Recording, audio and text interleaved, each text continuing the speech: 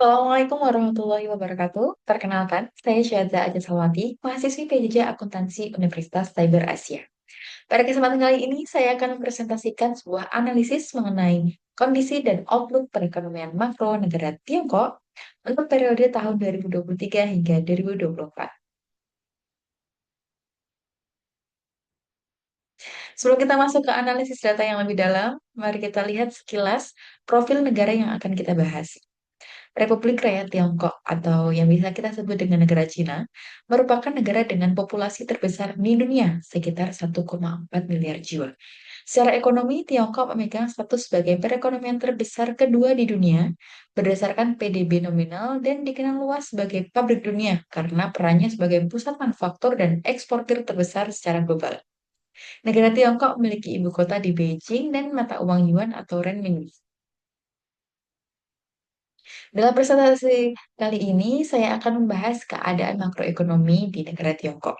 Kita akan meninjau beberapa indikator kunci seperti kurs, inflasi, ekspor, impor, dan PDB. Baik, mari kita mulai analisis kita dengan indikator pertama, yaitu nilai tukar atau kurs. Sepanjang periode tahun 2023 hingga 2024, kita melihat tren pelemahan mata uang yuan terhadap dolar Amerika Serikat dengan nilai tukar yang diperdagangkan di rentang 6,7 hingga 7,3 yuan per dolar. Pelemahan ini disebabkan oleh dua faktor utama. Yang pertama, karena perbedaan kebijakan suku bunga di mana Amerika Serikat mempertahankan suku bunga tinggi, sementara Tiongkok cenderung menurunkannya untuk stimulus. Yang kedua, hal ini dikarenakan adanya sentimen investor yang masih berhati-hati terhadap kondisi ekonomi domestik Tiongkok. Namun, di sisi lain, pelemahan yuan ini secara strategis mengekspor menguntungkan sisi ekspor Tiongkok karena membuat harga produk mereka menjadi lebih murah dan kompetitif di pasar global. Selanjutnya kita akan beralih ke inflasi. Dan ini adalah salah satu poin yang paling menarik dari ekonomi Tiongkok saat ini. Berbeda dengan negara-negara barat yang sedang berjuang melawan inflasi yang tinggi, Tiongkok justru mengalami tingkat inflasi yang sangat rendah sepanjang periode tahun 2023 hingga 2024, seringkali di bawah 1%. Bahkan di akhir tahun 2023, Tiongkok sempat mengalami deflasi, di mana harga-harga secara umum semuanya turun. Fenomena ini merupakan indikator kuat dari lemahnya permintaan dan konsumsi domestik. Salah satu penyebab utamanya adalah krisis di sektor properti yang menekan kepercayaan konsumen untuk berbelanja. Indikator ketiga yang akan kita bahas adalah ekspor dan impornya.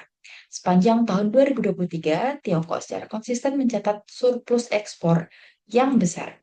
Pada tahun 2023, surplus perdagangan barang mencapai 823 miliar US dollar. Surplus ini menjadi pilar utama dalam menopang pertumbuhan PDB dan cadangan devisa negara. Eh, apa saja sih yang menjadi motor penggerak dari mesin perdagangan Tiongkok? Kalau di sisi ekspor, mereka mendominasi pada ekspor elektronik dan mesin, tekstil, serta sektor yang sedang tumbuh pesat yaitu kendaraan listrik atau EV dan baterai. Kalau di sisi impor, Tiongkok sangat bergantung pada komponen teknologi tinggi seperti sirkuit terpadu atau semikonduktor, bahkan mereka juga banyak impor minyak mentah, biji besi, serta produk pertanian yang digunakan untuk memenuhi kebutuhan domestiknya. Kurs, ekspor, dan PDB. Apa hubungannya? Selanjutnya kita akan membahas cause and effect dari setiap sektor.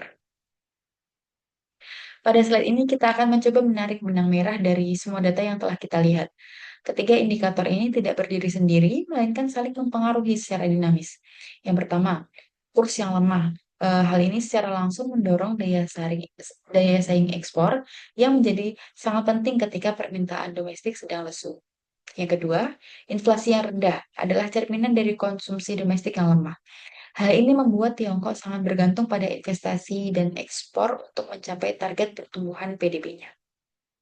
Yang ketiga, surplus perdagangan yang besar memberikan Tiongkok cadangan devisa yang kuat.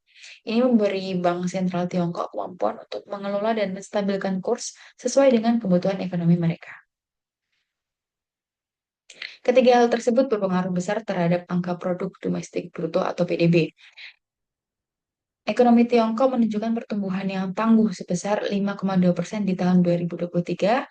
Kemudian ada momentum momentum ini berlanjut di kuartal 1 tahun 2024 dengan pertumbuhan yang melampaui ekspektasi yaitu 5,3%. Hal ini melampaui global PDB growth di angka 3% pada tahun 2023, 2024.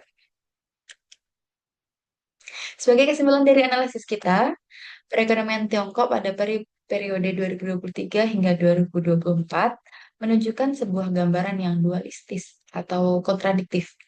Di satu sisi, sektor eksternalnya yang didorong oleh ekspor terlihat sangat kuat, tangguh, dan kompetitif. Namun, di sisi lain, di sektor internalnya yang bergantung pada konsumsi domestik cenderung rapuh. Ini ditandai oleh inflasi yang sangat rendah dan dampak dari krisis properti. Saat ini, kebijakan pemerintah Tiongkok berfokus pada tantangan ganda, yaitu menstimulasi permintaan domestik agar pulih, sambil terus menjaga keunggulan mereka di pasar ekspor global. Berikut adalah sumber-sumber data utama yang saya gunakan dalam penyusunan analisis ini. Sebagian besar saya ambil dari lembaga internasional seperti IMF, Bank Dunia, serta data resmi dari pemerintah Tiongkok. Sekian presentasi dari saya mengenai kondisi ekonomi makro Tiongkok. Terima kasih. Wassalamualaikum warahmatullahi wabarakatuh.